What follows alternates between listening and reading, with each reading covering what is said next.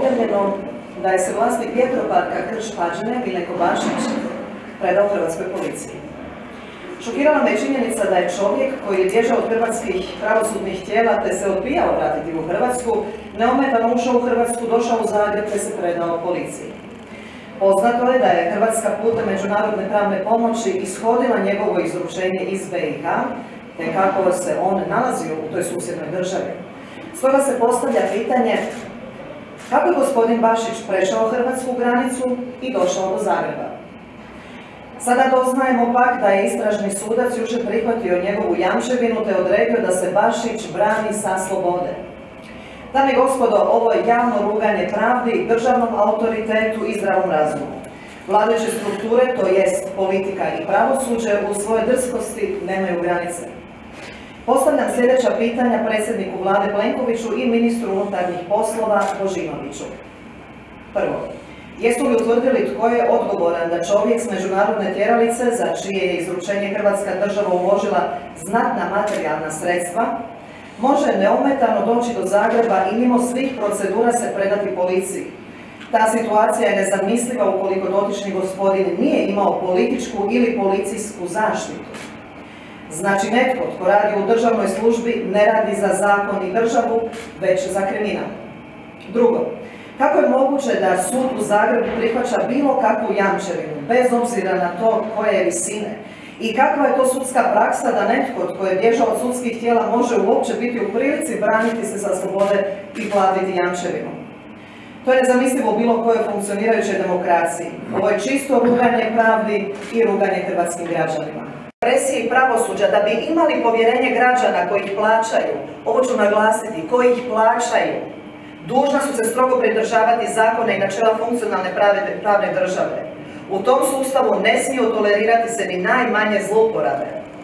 Ako Njemci imaju pravo na uređenu državu, onda na to imamo pravo i mi Hrvati. No vladajući moraju biti svjesni da je u takovim situacijama mali korak do socijalnog bunta. U Hrvatskoj se moraju početi provoditi zakoni prema svima jednako. Hrvatski građani na to imaju pravo i više nećemo tolerirati zlouporabu i kršenje zakona koji su uzročnici korupcije, siromaštva i nejednakosti naših građana.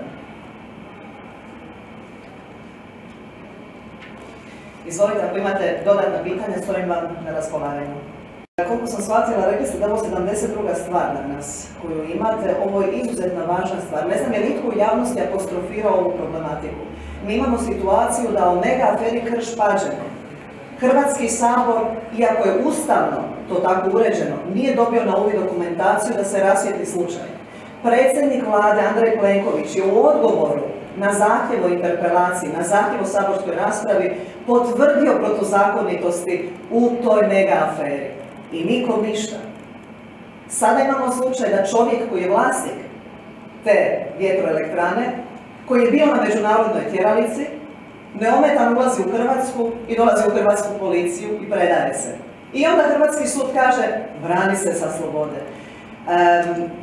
Uvjerena sam da ima puno tema, ali ja vas iskreno molim da ovoj temi posvetite pažnju u svojim medijima, pogotovo ako nitko drugi danas ili ovih dana o tome nije govorio. Afera Watergate nije riješena nakon što je jednom se pojavila ili u medijima ili u kongresu. Ona je riješena zato što su mediji ustrajali. Ustrajali su, postavljali su pitanje, vadili opet iz naftalina, nisu dopustili da se o njoj šuti. I predsjednik je morao slutiti. On je dužan ne samo provesti tu istragu, nego i obavijestiti hrvatsku javnost o rezultatima iste istrage, ali opet ostaje drugo pitanje. Kako hrvatsko pravosuđe može dopustiti da se taj čovjek koji je odbijao doći u Hrvatsku sada može braniti sa slobodom? Točno. Dakle, ova mega korupcijska afera zvana Krš-Pađene zapravo je najbolji primjer zašto strani ozbiljni ulagači zaobilaze Hrvatsku. A drugo, ovo nije samo korupcija, ovo je kruna korupcije. Ne bih rekla da je ministar Ćorić glavna figura, on je jedan u nizu. Glavne figure su svakako od početka, dakle, Vrdoljak, onda ministar Zdravko Marić, tu je naravno i ministar Tomislav Ćorić i naravno agencije koje su pod nadležnošću ministra Ćorića i naravno tu je Andrej Plenković. Obrazloženje koje je Andrej Plenković dao u odbijanju ove interpelacije, on je zapravo priznao sve naše navode koje smo mi istaknuli kao razlog da se mora održati rasprava i da nam moraju dati na uvid sve ugovore koji su evidentno bili štetni za Hrvatsku. Dakle, on je priznao da je došlo do korupcijskog jednog djelovanja, da je taj ugovor koji je sklopila vlada Zorana Milanovića i u kojoj je bio glavni akter tadašnji ministar Vrdoljak, da je ona korupcionaška, da je ona problematična. A što on kaže? Da, on je počeo, a on je Plenković je to samo nastavio. Pa kako je nastavio? On je morao raskinuti taj ugovor. Priče za malu djecu su da se ti ugovori ne mogu raskinuti, to je netočno. Dakle, ovdje govorimo o ugovoru koji za Hrvatsku znači štetu od 2 milijarde i 200 milijuna kuna minimum u 14 godina. Dakle, to je novac koji kad ga izgovarate ne možete se uopće zamisliti koja je to količina novaca. I on kaže da eto, on samo nastavio, Milanović je kriv. Međutim, demantiraju ga primjeri iz prakse drugih europskih država. Znate, tržište vjetroparkova i samih tih agregata se jako promijenilo. Promijenile su se predispozicije i sve su cijene na tržištu počele padati još 2014. godine. Imamo primjer Španjolske, Italije i tako dalje, koje su retrogradno smanjile tu povlaštenu cijenu u svrhu naravno zaštite svoje države, svog državnog blaga i svoje nacije koja plaća upravo te sve poreze da bi financirala tu skupu, ali i čistu energiju.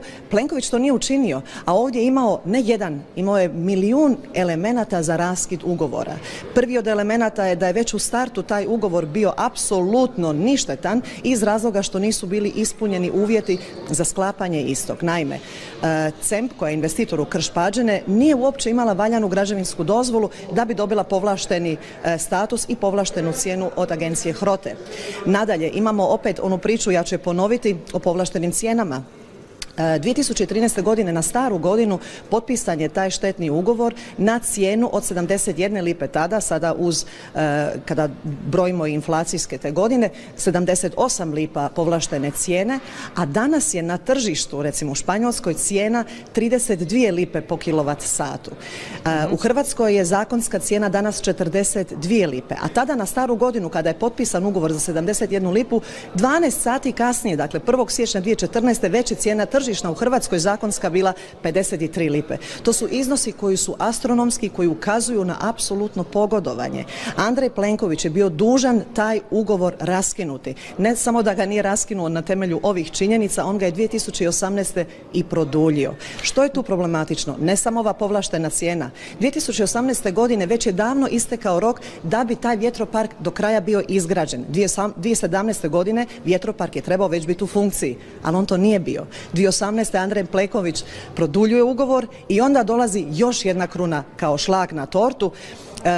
HBOR, Hrvatska banka za obnovu i razvoj, koja je pozvana ulagati u hrvatsko gospodarstvo, poticati male, srednje poduzetnike, koja treba revitalizirati gospodarstvo, ona nakon što je prvi put opravdano odbila dati kredit za Krš-Pađene, u drugom navratu, 2 mjeseca kasnije, ne znamo što se dogodilo, odobrava 80 milijuna eura, u prijevodu 600 milijuna kuna kredita za kupnju stranih uređaja koji su već davno u tom vjetroparku trebali stajati. Izvrsno pitanje i rekli ste jednu ključnu rečenicu. Trebali bismo vidjeti te ugovore. Interpelacija je upravo to. Rasprava, ali uz uvid u ugovore. Mi danas imamo u Saboru raspravu o tome hoćemo li ili nećemo prihvatiti interpelaciju.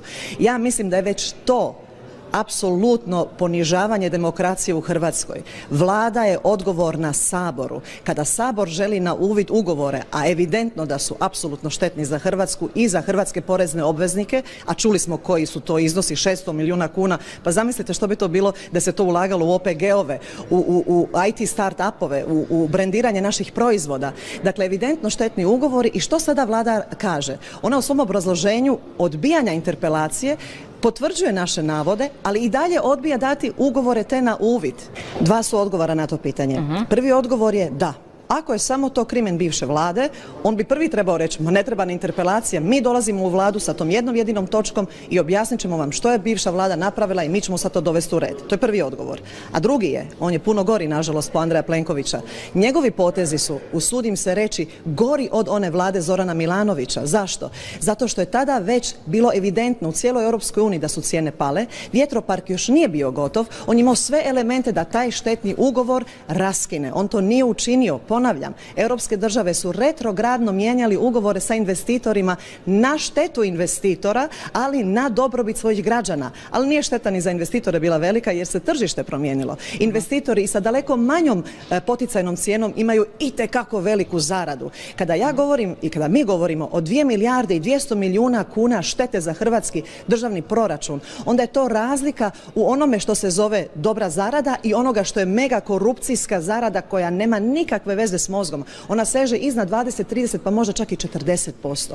U svijetu danas zarada na takvim velikim projektima seže od 10 do nekih 16% pri završetku cijelog projekta. Dakle, Andrej Plenković, ako je toliko siguran, a naravno da nije, u to da on nije inkriminiran u ovu korupcijsku aferu, on bi prvi trebao reći da, idemo sa interpelacijom, mi vam dajemo sve ugovore na uvid i idemo raspraviti što to ne valja. Ali tada on mora objasniti, prvo, zašto je produljio štetan ugovor, drugo, zašto ga nije raskinuo, ne samo na temelju toga što nije se smio sklopiti na temelju što nije bilo građevinske dozvole, nego i na temelju toga što je ta povlaštena cijena bila izvan svih rangova. Govorimo o 78 lipa u Hrvatskoj, a 32 lipe recimo u Španjolskoj. I treće, on mora odgovarati zbog kredita HBOR-a. Pa tko u Hrvatskoj vjeruje da se može dobiti 600 milijuna kuna kredita HBOR-a za proizvod koji uvozimo, a da to nije dobilo odobrenje Andreja Plenkovića? To nitko ne vjeruje. Dakle, 600 milijuna kuna kredita HBOR-a 2019. godine, kada vjetropark traži novce da bi stavio uređaj koji su već trebali tamo stajati,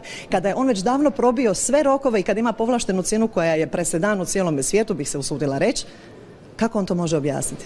Neka oni prestanu govoriti o pozornosti, neka oni prestanu govoriti o raznim skretanjima na ideološke i neke druge stvari, druga pitanja, neka se oni najprije očituju oko onoga što je krucijalno, vitalno pitanje svih Hrvata u ovoj zemlji. A to je državni proračun i to su mega korupcijske afere koji isisavaju novac iz državnog proračuna.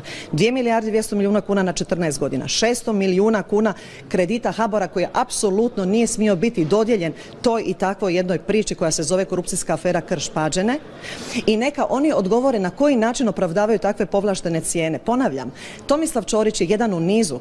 Prvo moramo pitati što je sa Zdravkom Marićem. On je predsjednik nadzornog odbora HBOR-a, on je ministar financija, on itekako bi trebao biti upoznat sa tržištem u cijeloj Europskoj uniji, kakve su cijene povlaštene za ove obnovljive izvore energije. Što je on cijelo ovo vrijeme radio? On je prvi uz njega je i Andrej Plenković. Tu dolazi i Tomislav Ćorić i ovo što ste vi spomenuli, retrogradno preispitati što je to radila vlada Zorana Milanovića. Ali mi danas kada raspravljamo o ovome, nužno je reći da interpelacija nije privlačenje pozornosti na onoga tko je podnosi, nego je to privlačenje pozornosti hrvatskih poreznih obveznika da vide gdje se taj novac sve na jedan bestijalan način razbacuje u korupcionaškim raznim raljama, oduzima od hrvatskog građanina koji iskapava i da onda da daju na uvid ugovor i da time potvrde ako su nevini da su nevini ili da se konačno maknu sa političke scene jer Hrvatska ne može funkcionirati dok nema vladavine prava.